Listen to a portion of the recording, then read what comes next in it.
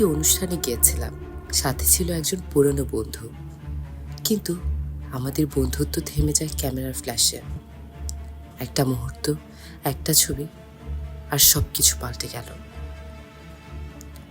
তাদের কল্পনা আর ইন্টারনেট মিলে বানিয়ে ফেলল আমার নতুন পরিচয়।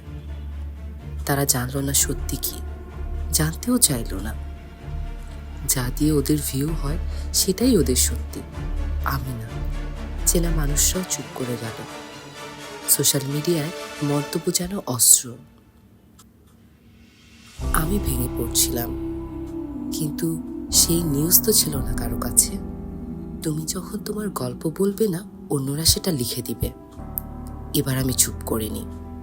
আমি চিকিৎসা নিয়েছি, সহায়তা নিয়েছি এবং আইনি পদক্ষেপ নিয়েছি। ভয় পাওয়াটা ভুল ছিল না, কিন্তু ভয় নিয়ে চুপ করে থাকা, এটা আর আমি করব না। আমার গল্প আমিই বলবো।